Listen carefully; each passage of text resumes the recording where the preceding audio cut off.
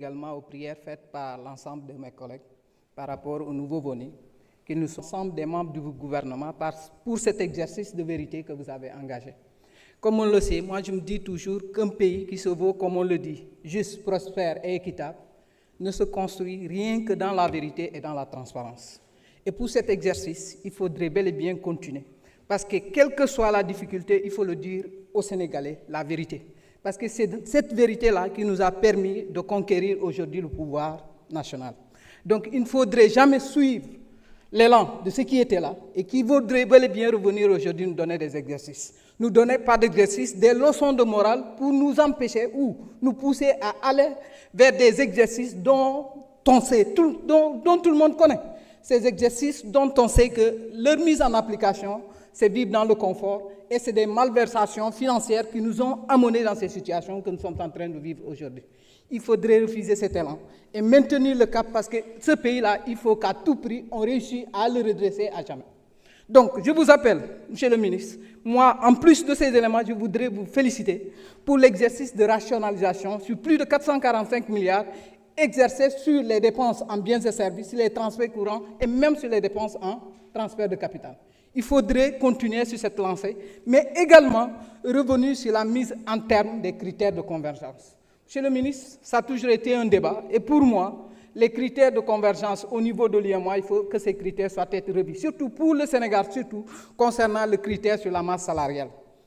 C'est un critère qui est mal évalué, et pour moi, ça ne nous permet pas d'atteindre un objectif central par rapport à la réalité ou la mise en œuvre de ce critère.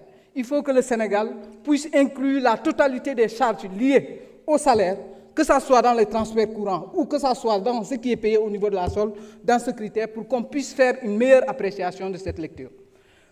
Je vais m'excuser parce que je voudrais au moins prendre les 2 minutes 30 qui restent pour expliquer ma communauté ce qui se passe aujourd'hui, pour qu'ils comprennent que ce qu'on est en train de faire, ce n'est pas du jeu, parce que le budget n'est qu'une projection.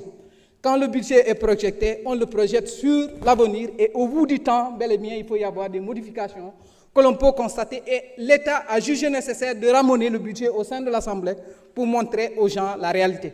Parce qu'auparavant, nous, 2014, le Sénégal se glorifiait sur des budgets de 7 000 milliards qui, en réalité, en fin d'exercice, on se rend compte qu'on n'atteignait même pas les 4 000 milliards. Ce qui n'est pas normal et ce qui n'est pas juste. Bukanam injam ko di kasaful. Ni hisu kana ku siet ta tetanji bokhmo hindena assemblée elob mata budget yan jomi dio yawote ni dulenya hatta décembre. Mais siet kulanya la nyen kungalu yo nkon yo loi de finances rectificatif. Yo mowa wa ha projeté ni mo 2025 ku jojo bo hindena exercice du ko jukana ku bajo hamenge wa sensé parce que budget les mo comme mo 45 000 milliards du badiale par exemple yo mo un souto c'est de l'argent sans compte dans le temps nous qu'on a réalisé au fur et à mesure des dépenses du ko jobo tantol mo du ko jukana ku le budget e wagneku au lieu de 5 000 milliards yan kolobemo le budget là ñu lobo 4 800 et poussière milliards.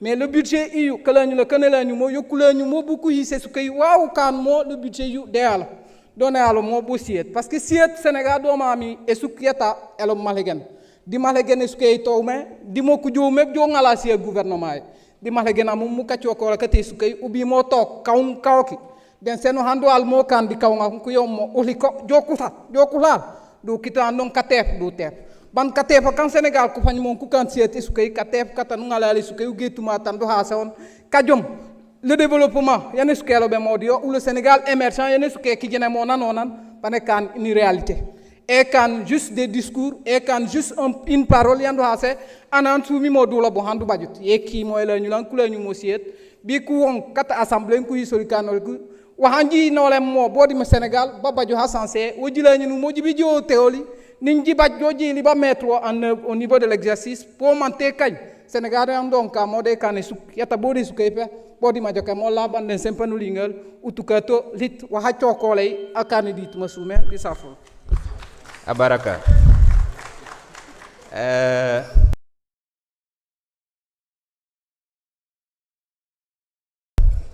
doyen Alakan honorable Mamadou Lamine Diaité se prépare.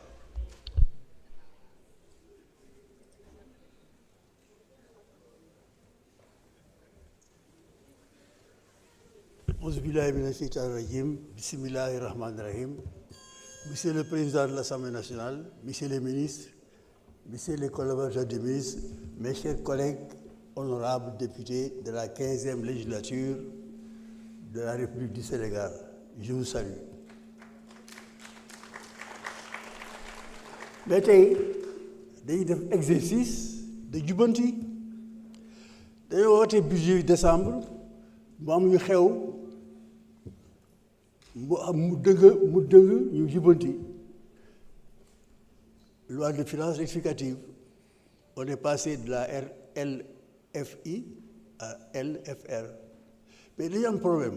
Le problème bi mooy nous sommes dans un pays où l'on s'exprime dans une langue étrangère avec un taux de 54% des Sénégalais qui ne comprennent pas cette langue-là. Et nos documents sont rédigés en français. Et les Sénégalais, ces 54% de Sénégalais-là ne peuvent pas avoir accès à ces documents. Et même s'ils ont accès, ils ne peuvent pas le lire, ils ne peuvent pas le jàng. Loolu mooy suñu problème dañuy ubbi ay problème yoo xam ni les démagogues dañ ciy jaar les oiseaux de mauvais augure dañ fi jaar di wax lu leen neex mais xam naa ne bu fekkoon ne tey suñu réew les 90%, les 100% des Sénégalais peuvent accéder et lire, comprendre ce qui se passe, ce que le ministre est en train de faire, ils approuveraient. moo tax ma ne kon nag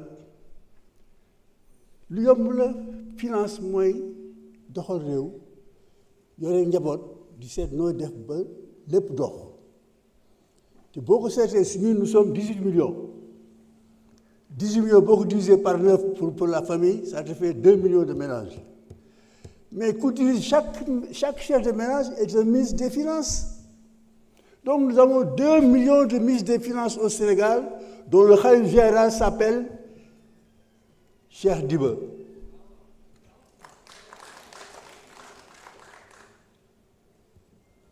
Lépp lu ñu dal ñi fi nekkoon ñooñu ko teg dañuy redresser.